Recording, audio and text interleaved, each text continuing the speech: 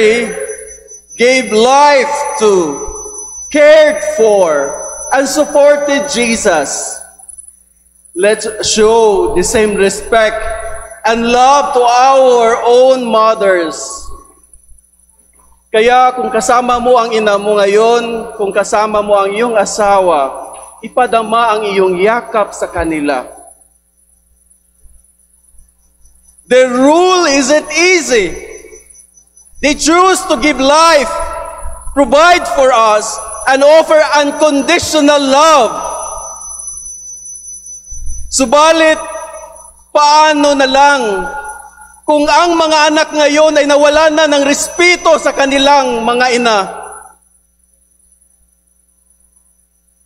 Nawawala na ba ang diwa ng ilaw sa buhay at sa ating mga puso?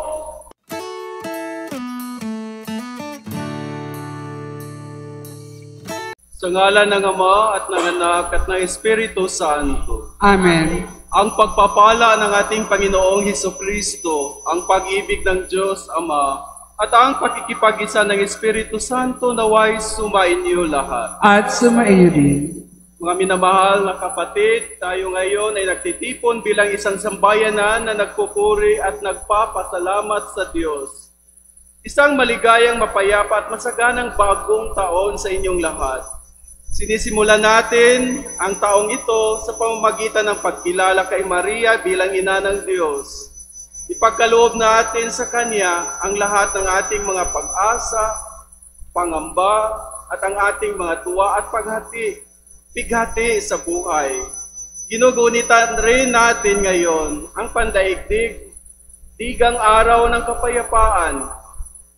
Pagpalain nawa ng tagapagligtas na siyang nagdulot ng kapayapaan ang buong sangkatauhan upang ang tunay na kapayapaan ay makamtan nating lahat.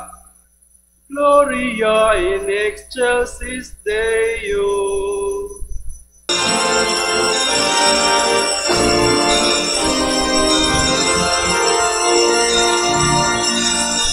At sa'yo ay kapayapaan.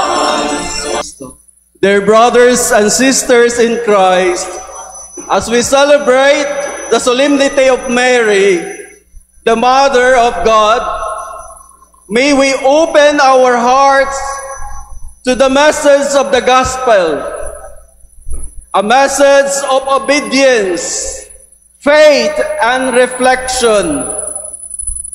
Si Maria, who is a perfect example of endless obedience and trust in God, helped bring salvation to our world by being Jesus' mother. Just as Mary gave life to, cared for, and supported Jesus, let's show the same respect and love to our own mothers. Kaya kung kasama mo ang ina mo ngayon, kung kasama mo ang iyong asawa, ipadama ang iyong yakap sa kanila. The rule isn't easy. They choose to give life, provide for us, and offer unconditional love. Subalit, paano na lang kung ang mga anak ngayon ay nawalan na ng respeto sa kanilang mga ina? Nawawala na ba ang diwa ng ilaw sa buhay at sa ating mga puso? Mga minamahal, bawat isa sa atin ay tinatawagan upang magsisi, upang matutong muling magbigay ng halaga at magpapahalaga sa mga banal na tungkulin ng buhay. Simulan natin ito ngayong taon. This is the first day of the year. Humakbang tayo sa landas ng pagbabago na may pagnanais na muling buhayin ang respeto at pagmamahal sa ating mga magulang. Gayahin natin ang mga pastol na agarang kumilos matapos matanggap ang magandang balita sa oras na makita natin ang ating mga pagkukulang, ang ating mga kamalian, ang ating kasalanan. Dapat din tayong kumilos agad para itama ang mga ito. Remember that the consequence of sins is death. At ayaw ng Panginoon na magiging patay tayo sa harap niya. Every time that we commit mortal sin, dudulog tayo sa sakramento ng kumpisalan. Dahil gusto ni Kristo, He initiated that sacrament in order that we always alive sa harap niya. Huwag niyong hayaan na kung dumating ang panahon natin, nalilisan natin ang mundong ito, ay meron pang stain ng kasalanan dito sa kaluluwa at espiritu natin. Katulad ng mga pastol, nang agad nilang malaman ng balita, ay kumilos agad. Kailangan natin kumilos agad.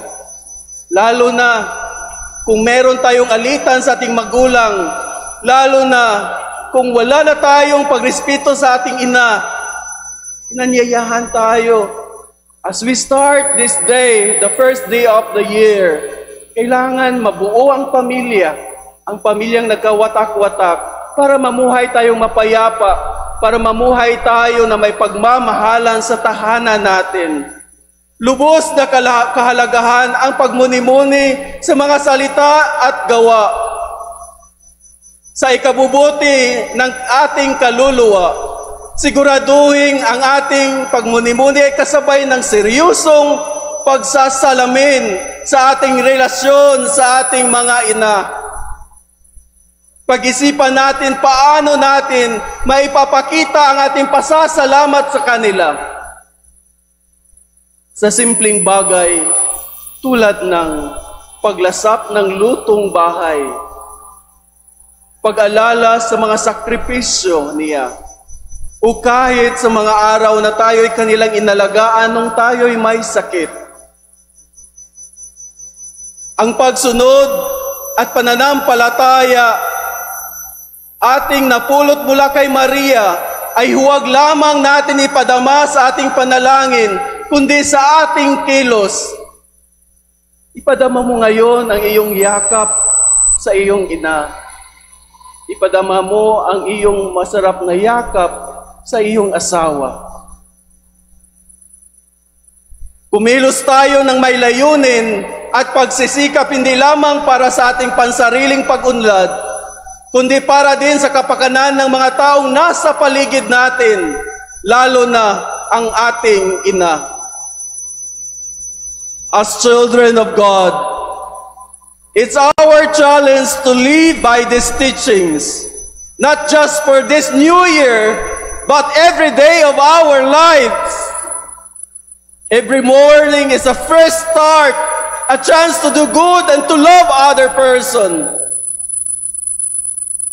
Sa bawat Ave Maria na ating dasalin, alalahanin natin ang dakilang misyon ni Maria bilang ina at ang kanyang huwarang pagiging ina ng Diyos. Sa pamamagitan nito, maging inspirasyon sana tayo sa isa't isa na maging mas mabubuting anak na may respeto at pagmamahal sa ating mga magulang. Amen.